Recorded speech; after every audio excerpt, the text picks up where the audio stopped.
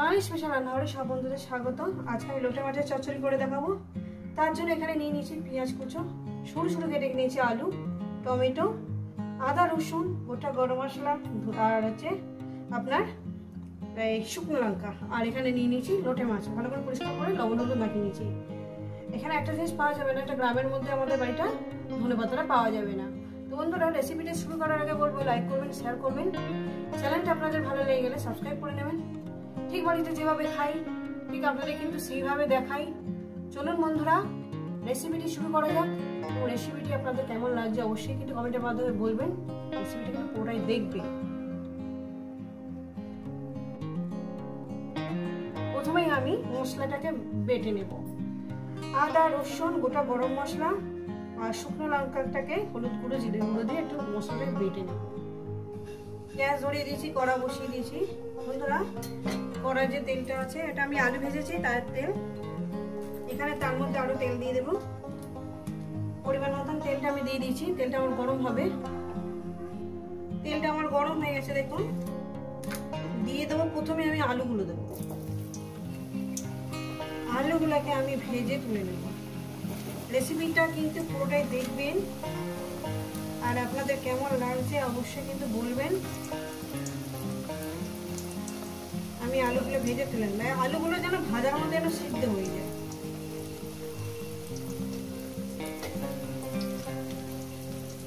Video ঠিক মতন দিতে পারছি না বন্ধুরা,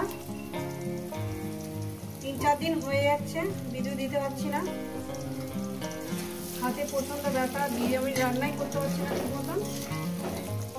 কিছু মনে করবেন না বন্ধুরা। দিয়ে দেবো লবণ। লবণটাকে দিয়ে আমি আলুগুলো সুন্দর করে ভেজে নেব।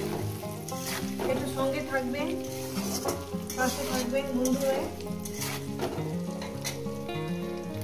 তো বন্ধুরা, আলুটা আমার ভাজা হয়ে গেছে, আলুটা আমার সিদ্ধ হয়ে গেছে। এটা নামিয়ে নিচ্ছি। এরপরে দিয়ে দেবো আমি গোটা জিরে। গোটা জিরে পাশে কাজ করছে আমার বন্ধু, কিছু মনে করবেন না। ওরও পায়ের অবস্থা ভালো নয়।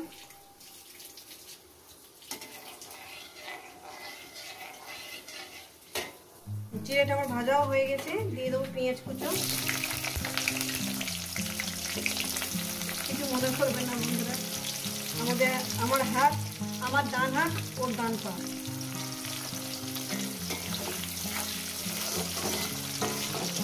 পেঁয়াজটাকে আমি ভেজে নেব, প্রায় 2-3 মিনিট ধরে পেঁয়াজটাকে ভেজে নেব। তো বন্ধুরা, আমার পেঁয়াজটা ভাজা হয়ে গেছে, দেখুন লাল লাল করে একটু লাল লাল করে ভেজে নিয়েছি। এবার দিয়ে দেবো মশলাটা। মশলা বাটি ধোয়া জলটা একটু দিয়ে দেবো অল্প করে। পেঁয়াজটা সুন্দর করে লাল লাল করে ভেজে নিয়েছি। এবার দিয়ে দেবো টমেটোটা, দিয়ে মশলা বাটি ধোয়া জলটা একটু দিয়ে দেবো। মশলার বাটি ধোয়া জলটা আমি দিয়ে দিলাম। এবার মশলাটাকে সুন্দর করে কষাতে থাকবো যতক্ষণ না মশলা থেকে তেলটা আলাদা হয়ে যাচ্ছে। মশলাটা থেকে বন্ধুরা, মশলাটা থেকে হালকা হালকা তেল ছাড়তে শুরু করে দিয়েছে। এরপর দিয়ে দেবো আমি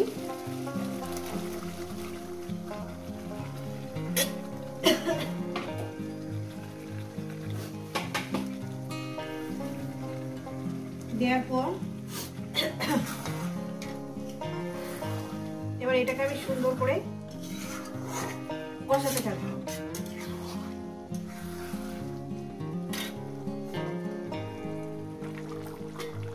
অনেকটাই জল বেরিয়ে গেছে বন্ধুরা।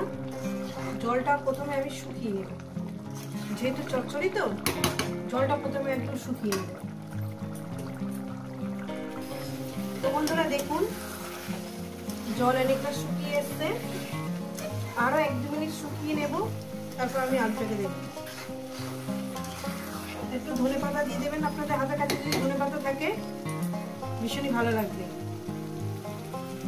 বন্ধুরা দেখুন, শুকনো হয়ে গেছে। এবারে আলুগুলো আমি দিয়ে দেবো। আলুগুলোকে দিয়ে দিলাম।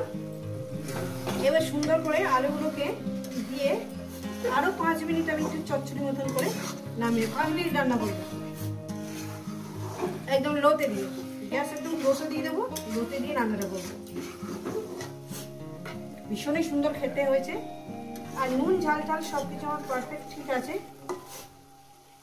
ধনে পাতাটা সত্যি গ্রামের মধ্যে থাকলে ধনে পাতা পাওয়া যায় না, কিছু মনে করবেন না, আপনাদের হাতে থেকে ধনে পাতা থাকলে দিয়ে দেবেন। তো বন্ধুরা আমার 5 মিনিট হয়ে গেছে, চচ্চড়িটা আমার রেডি হয়ে গেছে, এটা আমি নামিয়ে দেখাচ্ছি।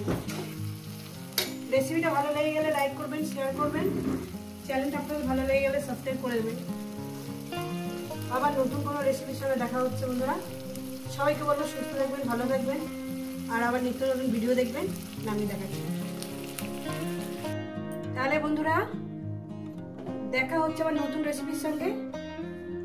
সবাই সুস্থ থাকুন, ভালো থাকুন, আর আমার নিত্য নতুন ভিডিও দেখবেন।